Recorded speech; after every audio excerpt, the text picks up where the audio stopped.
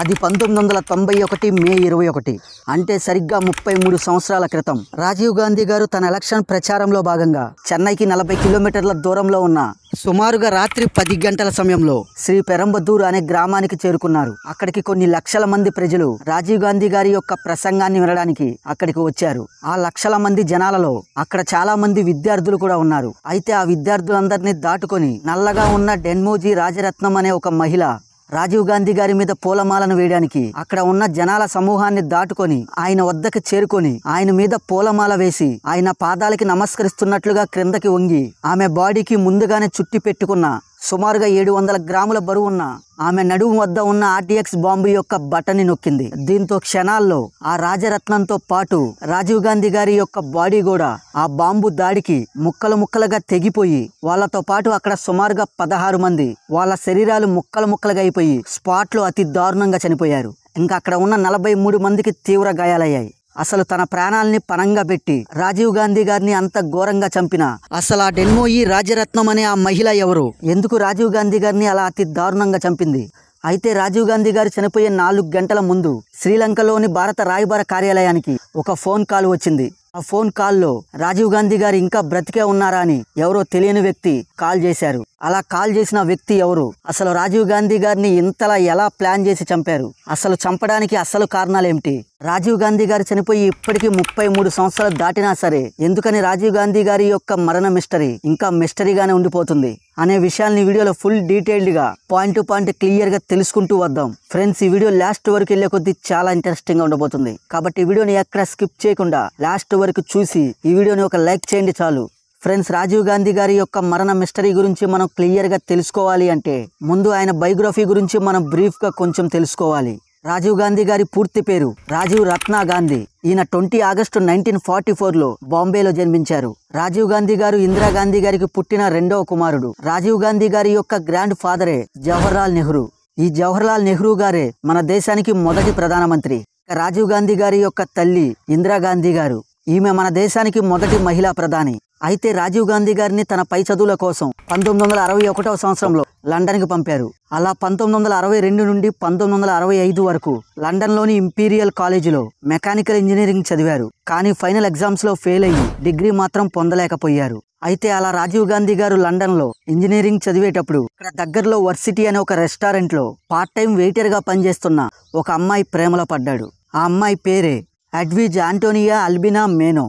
ఇంకా స్టడీ పైన పెద్దగా ఇంట్రెస్ట్ లేక 1966వ సంవత్సరంలో ఇండియాకి రాజీవ్ గాంధీ గారు తిరిగి వచ్చేశారు. అదే సమయంలో ఇందిరాగాంధీ గారు ఇండియాకి ప్రధానమంత్రి అయ్యారు. అలా ఇండియాకి వచ్చిన తర్వాత రాజీవ్ గాంధీ గారు ఇక్కడ ఫ్లయింగ్ క్లబ్ లో జాయిన్ అయ్యి పైలట్ అవడానికి ట్రైనింగ్ తీసుకున్నాడు. ఇంకా 1968వ సంవత్సరంలో లండన్ లో తను ప్రేమించిన ఎడ్విజ్ ఆంటోనియా అల్బినా మైనో అనే ఆ లండన్ అమ్మాయిని ఇక్కడ వివాహం చేసుకున్నాడు.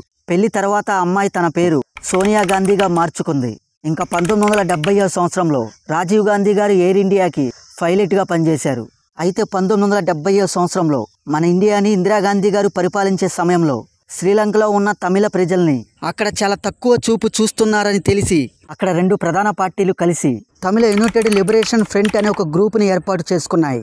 అసలు శ్రీలంకలో ఉన్న తమిళ ప్రజల్ని ఎందుకు చిన్న చూపు చూస్తున్నారని మనం తెలుసుకోవాలి అంటే మనం ఇక్కడ ఒక విషయం తెలుసుకోవాలి. 1948వ సంవత్సరం ముందు వరకు శ్రీలంక మన దేశంలో కలిసిపోయి ఉండేది. అయితే భారతదేశంలో ఉన్న తమిళ ప్రజలు శ్రీలంకలోకి జీవనోపాధి కోసం పనులకు వెళ్లి అక్కడే స్థిరపడ్డారు. అయితే శ్రీలంకలోనే మరో వర్గానికి చెందిన ప్రజలు కూడా నివసిస్తున్నారు. వాళ్ళే సిన్హాల ప్రజలు. వీళ్ళనే సిన్హాలీస్ పీపుల్ అంటారు. షార్ట్ కట్ లో సిన్లీ అంటారు. వీళ్ళంతా బౌద్ధ మతాన్ని ఆచరిస్తారు. అయితే 1948వ సంవత్సరంలో శ్రీలంక భారతదేశం నుండి విడిపోయి శ్రీలంక అనే అది ఒక సపరేట్ దేశంగా ఏర్పడింది.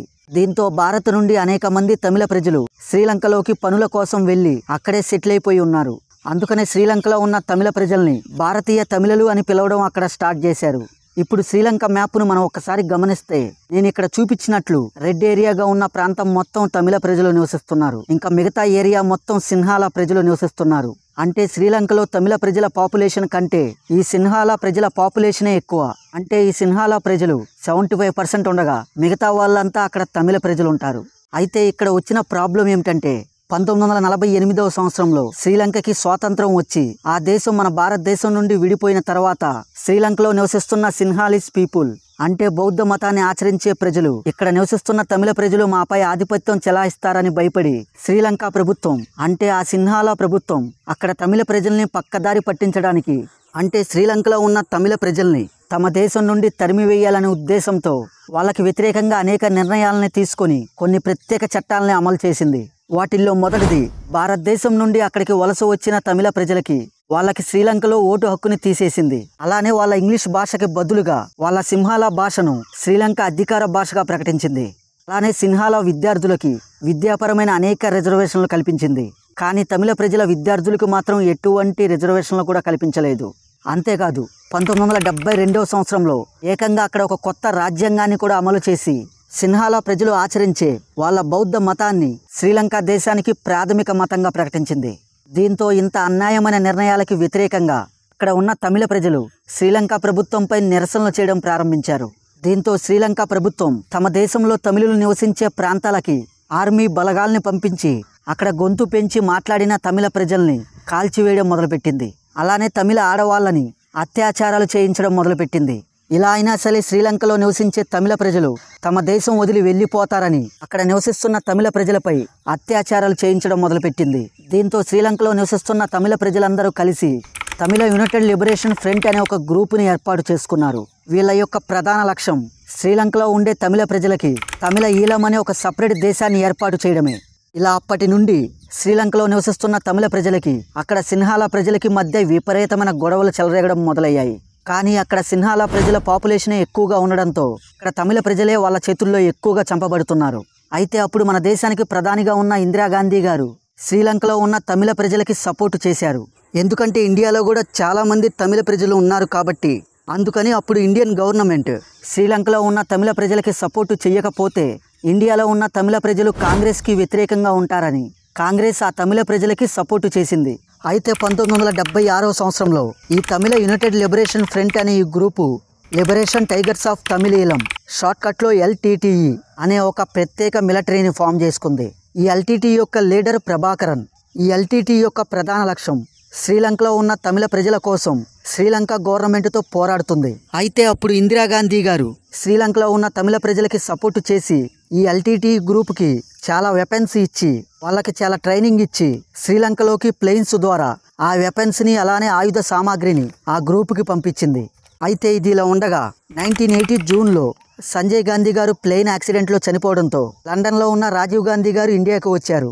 సరిగ్గా అప్పుడే శంకరాచార్య అనే ఒక స్వామీజీ బద్రీనాథ్ నుండి ఇందిరాగాంధీ గారి యొక్క ఫ్యామిలీని కలవడానికి అక్కడికి వచ్చారు. అప్పుడు ఆ స్వామీజీ రాజీవ్ గాంధీ గారితో నువ్వు ప్లేన్స్ నడిపే బదులు రాజకీయాల్లోకి వచ్చి దేశానికి సేవ చేయని సలహా ఇచ్చారు. అలానే మరోవైపు కాంగ్రెస్ పార్టీలో ఉన్న చాలా మంది మెంబర్స్ కూడా రాజీవ్ గాంధీ గారు పాలిటిక్స్లోకి రావాలని ఒత్తిడి తెచ్చారు. దీంతో రాజీవ్ గాంధీ గారు పాలిటిక్స్లోకి ఎంట్రీ ఇచ్చి 1981 సంవత్సరంలో ఎంపీగా గెలిచారు. అయితే 1984 సంవత్సరంలో ఇందిరాగాంధీ గారు సిక్కు బాడీగార్డ్ చేతుల్లో చనిపోవడంతో రాజీవ్ గాంధీ గారు అప్పుడు మన దేశానికి టెంపరీ పీఎంగా ఉండి 1986 ఎలక్షన్లో 514 సీట్లు ఉంటే కాంగ్రెస్ ఆ ఎలక్షన్లో 404 సీట్లు గెలిచి రాజీవ్ గాంధీ గారు ఇండియాకి పీఎం అయ్యారు. అయితే మరోపక్క శ్రీలంకలో అక్కడ తమిళ ప్రజలకి అలానే సిన్హాలా ప్రజలకి మధ్య సివిల్ వార్ జరుగుతూనే ఉంది. దీంతో 1986 సంవత్సరం వరకు రాజీవ్ గాంధీ గారు శ్రీలంకలో నివసిస్తున్న తమిళ ప్రజలకి నిత్యావసర వస్తువులను మన ఇండియా నుండి LTTE గ్రూప్ ద్వారా సరఫరా చేసి అక్కడ తమిళ ప్రజలకి అందించారు. అయితే ఇక్కడే ఉంది ఒక ట్విస్ట్. 1987 సంవత్సరంలో శ్రీలంక గవర్నమెంట్ రాజీవ్ గాంధీ గారితో రాజీ పడడానికి సిద్ధమైంది. శ్రీలంక గవర్నమెంట్ రాజీవ్ గాంధీ గారితో 2 ఒప్పందాలు కుదుర్చుకుంది. అదేమిటంటే శ్రీలంకలో నివసిస్తున్న తమిళ ప్రజలకి సమానమైన హక్కుల్ని ఇస్తాం, వాళ్ళని మా ప్రజలతో సమానంగా చూస్తాం. దానికి శ్రీలంక గవర్నమెంట్ ఒక కండిషన్ పెట్టింది. దీనికి బదులుగా శ్రీలంకలో నివసిస్తున్న తమిళ ప్రజలు వాళ్ళ ఆయుధాలని వదిలి మాకు సరెండర్ అవ్వాలి. ముఖ్యంగా LTTE గ్రూపు మాకు సరెండర్ అవ్వాలి. ఇంకా అక్కడ వాళ్ళు శ్రీలంకలో ప్రత్యేక దేశం కోసం ఇంకా వాళ్ళు ఎటువంటి ర్యాలీలు కానీ ఎటువంటి ఆయుధాలని చేపట్టకూడదు.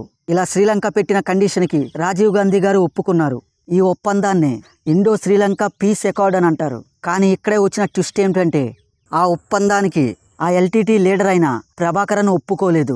శ్రీలంకలో ఉన్న మా తమిళ ప్రజలకి మాకు తమిళీలం అనే ఒక ప్రత్యేక దేశం ఇచ్చేంత వరకు మా యొక్క ఈ ఉద్యమం ఆగదని రాజీవ్ గాంధీ గారికి తేల్చి చెప్పారు. ఇలా అప్పటి వరకు శ్రీలంకలో LTTEకి సపోర్ట్ చేసిన మన ఇండియా 1987 నుండి 1990 వరకు శ్రీలంకలో ఉన్న ఎల్టీటీ గ్రూప్కి ఎగ్నెస్ట్గా మారి ఇండియన్ పీస్ కీపింగ్ ఫోర్స్ని అక్కడికి పంపించి వాళ్ళ మీద యుద్ధం చేయడం స్టార్ట్ చేసింది. ఇలా 3 సంవత్సరాలు జరిగిన ఆ యుద్ధంలో దాదాపు 1137 మంది సోల్జర్స్ చనిపోగా ఏకంగా 2670 మంది తీవ్ర గాయాల పాలయ్యారు. కానీ శ్రీలంకలో ఉన్న ప్రజలు మాకు ప్రత్యేక దేశం ఇచ్చేంత వరకు మేము ఏర్పాటు చేసిన ఈ ఎల్టీటీ మిలిటరీ శ్రీలంక ప్రభుత్వం పైన వ్యతిరేకంగా పోరాడుతూనే ఉంటుందని, మాకు సపరేట్ దేశం ఇవ్వాల్సిందేనని ఎన్నో ఉద్యమాలు చేస్తూనే ఉన్నారు. అయితే 1989వ సంవత్సరంలో ఎలక్షన్స్ వచ్చాయి. ఆ ఎలక్షన్స్లో కాంగ్రెస్ ఓడిపోయింది. దానికి కారణం బోఫర్స్ స్కామ్. అంటే వెపన్స్ని తయారు చేయడానికి అప్పుడు కాంగ్రెస్ ప్రభుత్వం స్వీడన్కి చెందిన బోఫర్స్ కంపెనీతో ఒక ఒప్పందం కుదుర్చుకుంది. ఆ కాంట్రాక్టు ఆ స్వీడన్ కంపెనీకి రావడానికి కారణం వాళ్ళు మన పొలిటీషియన్స్కి పెద్ద మొత్తంలో లంచాలు ఇచ్చారు. అయితే మన దేశానికి ఆయుధాలని తయారు చేయడానికి ఆ కంపెనీతో దాదాపు 1437 కోట్లతో ఒక కాంట్రాక్ట్ని కుదుర్చుకుంది. అయితే ఆయుధాలు తయారు చేయడానికి తక్కువ డబ్బులే ఇచ్చి మిగతా డబ్బులు మొత్తం స్కామ్ చేశారని అధికారికంగా ప్రూవ్ అయింది. దీంతో కాంగ్రెస్ చేసిన ఆ స్కామ్ దేశంలో ఉన్న చాలా మంది ప్రజలకి తెలియడంతో ప్రజలందరూ ప్రభుత్వాన్ని మార్చాలని అప్పుడు కాంగ్రెస్కి అపోజిషన్గా నిలబడిన జనతాదళ్ పార్టీకి ఓటు వేశారు. దీంతో ఆ ప్రభుత్వం అధికారంలోకి వచ్చింది. కానీ ఆ ప్రభుత్వం 2 సంవత్సరాల్లోనే కొన్ని కారణాల వల్ల ఆ ప్రభుత్వం పార్లమెంట్లో మెజారిటీని కోల్పోవడంతో 1991వ సంవత్సరంలో మళ్ళీ ఎలక్షన్స్ వచ్చాయి. అప్పటికి శ్రీలంకలో తమిళ ప్రజలకి అలానే సిన్లాస్ ప్రజలకి సివిల్ వార్ నడుస్తూనే ఉంది. శ్రీలంకలో ఉన్న తమిళ ప్రజలు వాళ్ళ ప్రత్యేక దేశం కోసం అక్కడ ఉద్యమాలు చేస్తూనే ఉన్నారు. అయితే రాజీవ్ గాంధీ గారు ఒక ఇంటర్వ్యూలో అప్పుడు ఒక మాట చెప్పారు. నేను మళ్ళీ ఇండియాకి ప్రైమ్ మినిస్టర్ అవుతే అక్కడ శ్రీలంక ప్రభుత్వానికి సపోర్టు చేసి శ్రీలంకలో తమిళ ప్రజలు ప్రత్యేక దేశం కోసం వాళ్ళు అక్కడ చేస్తున్న ఆ ఉద్యమాలతో కూడిన అల్లర్లు జరగకుండా ఉండడానికి పీస్ కీపింగ్ ఫోర్స్ అనే ఒక ప్రత్యేక దళాన్ని శ్రీలంకకి పంపి అక్కడ ఆ ఉద్యమాలు అల్లర్లు చేస్తున్న ఆ ఎల్టీటీ గ్రూప్ని అరికడతానని ఆ ఇంటర్వ్యూలో రాజీవ్ గాంధీ గారు ఒక స్టేట్మెంట్ ఇచ్చారు. అయితే రాజీవ్ గాంధీ గారు చెప్పిన ఆ విషయాన్ని తెలుసుకున్న ఎల్టీటీ లీడర్ అయిన ప్రభాకరన్ రాజీవ్ గాంధీ గారు ఇండియాకి ప్రధానమంత్రి అయితే ఇండియన్ పీస్ కీపింగ్ ఫోర్స్ని శ్రీలంకలోకి పంపి మన ఎల్టీటీ గ్రూప్ మీద కాల్పులు జరిపి మన ఎల్టీటీ గ్రూప్ని ఓడిస్తుందని, అలా అయితే శ్రీలంకలో ఉన్న తమిళ ప్రజలకి ఎప్పటికీ కూడా ఒక సపరేట్ దేశాన్ని ఏర్పాటు చేయలేమని అనుకొని ఎల్టీటీ లీడర్ అయిన ప్రభాకరన్ అప్పుడు ఒక నిర్ణయం తీసుకున్నాడు. అదే రాజీవ్ గాంధీ గారిని చంపేయడం. రాజీవ్ గాంధీ గారు ఇండియాకి ప్రధానమంత్రి అయితే ఆయనకి ఫుల్ సెక్యూరిటీ ఉంటుంది కాబట్టి పీఎం అవ్వకముందే చంపేయాలి అని ఎల్టీటీ లీడర్ అయిన ప్రభాకరన్ నిర్ణయించుకొని అలా చంపడం కోసం సరైన వ్యక్తుల కోసం వెతికి ఫైనల్గా 5 వ్యక్తుల్ని సెలెక్ట్ చేశాడు. వాళ్ళలో 2 వ్యక్తులు రాజీవ్ గాంధీ గారిని చంపుతారు. మిగతా 3 వాళ్ళకి సహాయంగా ఉంటారు. వాళ్ళలో 2 మగవాళ్ళు, 3 ఆడవాళ్ళు. శివరాజ్, హరిబాబు వీళ్ళిద్దరూ జర్నలిస్టులుగా, ఇంకా 3 ఆడవాళ్ళైన నళిని, డెన్మోయి రాజరత్నం అలియాస్ ధను, సుభా, ఇలా ఈ 5 రాజీవ్ గాంధీ గారిని చంపడానికి కన్ఫర్మ్ చేశారు. అయితే రాజీవ్ గాంధీ గారిని చంపడానికి అక్కడ ఉన్న శివరాజన్ అనే ఒక వ్యక్తి ఒక ప్రణాళికతో కూడిన కొన్ని మార్గాల్ని చెప్పాడు. నెంబర్ 1, కొబ్బరి బాంబు విసిరి దాడి చేసి చంపడం. అంటే దూరం నుండి బాంబుని రాజీవ్ గాంధీ గారి మీద విసిరి చంపడం. నెంబర్ 2, స్నిప్పర్లా దాడి చేయడం. అంటే రాజీవ్ గాంధీ గారిని దూరం నుండి కాల్చి చంపడం. నెంబర్ 3, ఆత్మాహుతి బాంబుతో దాడి చేసి చంపడం. అంటే సూసైడ్ బాంబ్ అటెంప్ట్ అన్నమాట. అంటే ఈ 3వ విధానంలో రాజీవ్ గాంధీ గారిని చంపే వ్యక్తి కూడా రాజీవ్ గాంధీ గారితో పాటు చనిపోవాల్సి ఉంటుంది. అంటే రాజీవ్ గాంధీ గారిని చంపబోయే వ్యక్తి తన శరీరానికి ఒక బాంబుని చుట్టి పెట్టుకొని రాజీవ్ గాంధీ గారి దగ్గరికి వెళ్ళి తన శరీరానికి చుట్టి పెట్టుకున్న ఆ బాంబుని పేల్చి రాజీవ్ గాంధీ గారిని చంపడం. అయితే మొదటి విధానం, 2వ విధానం కూడా కాకుండా 3వ విధానంలోనే రాజీవ్ గాంధీ గారిని చంపాలని ఎల్టీటీ లీడర్ అయిన ప్రభాకరన్ నిర్ణయించుకున్నాడు.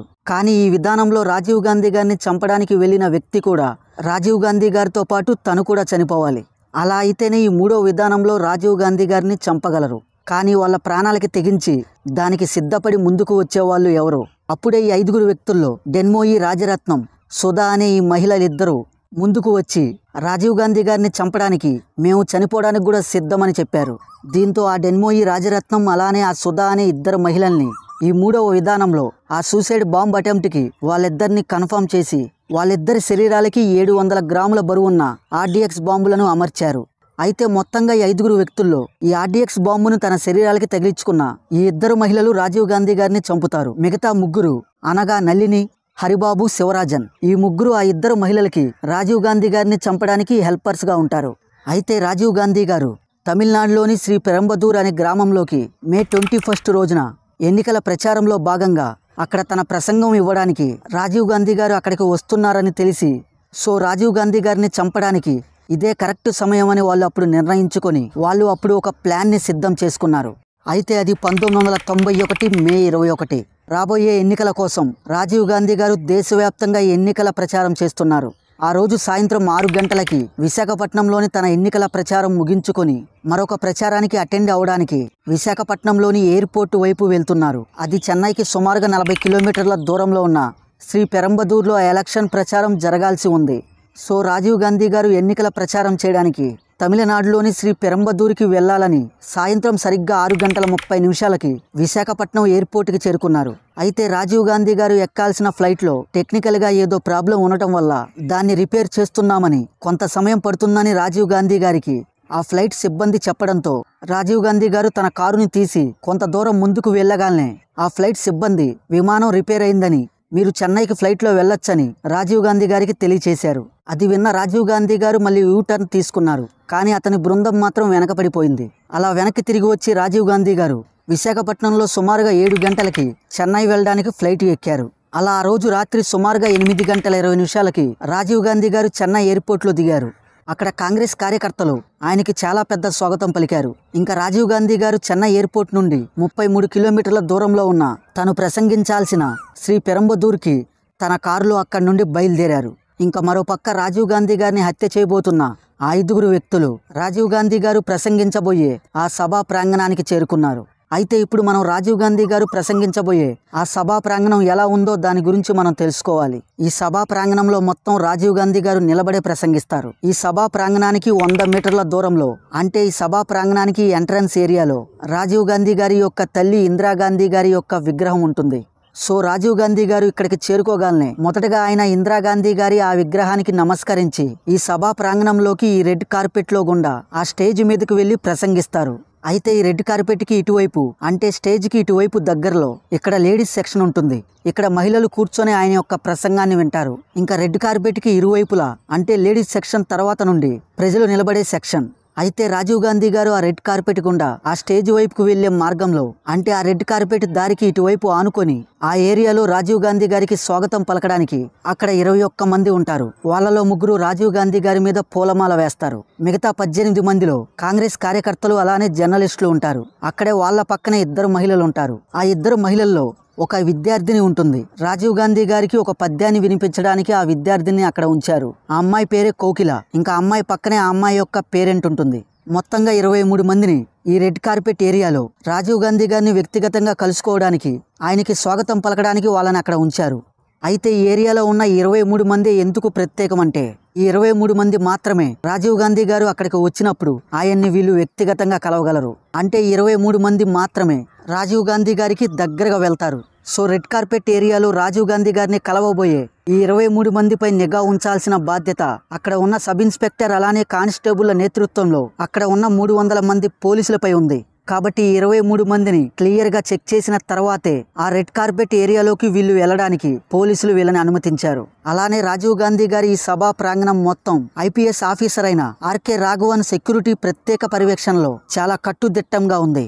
అయితే ఈ సభా ప్రాంగణం ఏర్పాట్లు మొత్తం DJ డోస్ అనే కాంగ్రెస్ వ్యక్తి పర్యవేక్షణలో జరిగాయి. ఈయనే రాజీవ్ గాంధీ గారిని కలవబోయే 23 మంది పేర్లు ఆయన వద్ద ఉన్న లిస్టులో రాసుకొని వాళ్ళని ఆ ఏరియాలో ఉండడానికి అనుమతించారు. అయితే రాజీవ్ గాంధీ గారిని చంపడానికి ఆ 5 వ్యక్తుల్లో శివరాజన్, హరిబాబన్ జర్నలిస్టులుగా ఫొటోస్ తీయడానికని పోలీసులు వీళ్ళిద్దరిని పూర్తిగా చెక్ చేసిన తర్వాతే వీళ్ళిద్దరూ ఆ రెడ్ కార్పెట్ ఏరియాలోకి ప్రవేశించారు. మిగతా 3 మహిళలైన నళిని డెన్మోయి రాజరత్నం అలియాస్ ధను, శుభ, వీళ్ళ 3లో నళిని వీళ్ళిద్దరికి హెల్పర్గా ఉంటుంది. మిగతా 2 శుభ, ధను, వీళ్ళిద్దరు సూసైడ్ బాంబర్స్. అయితే ఈ 3 ఆ 23 మంది ఉన్న ఆ రెడ్ కార్పెట్ ఏరియాలోకి వెళ్ళాలి అనుకుంటారు. ఎందుకంటే వాళ్ళకి తెలుసు ఆ ఏరియాలో ఉన్న ఆ 23 మంది మాత్రమే రాజీవ్ గాంధీ గారిని వ్యక్తిగతంగా కలుసుకోగలరని.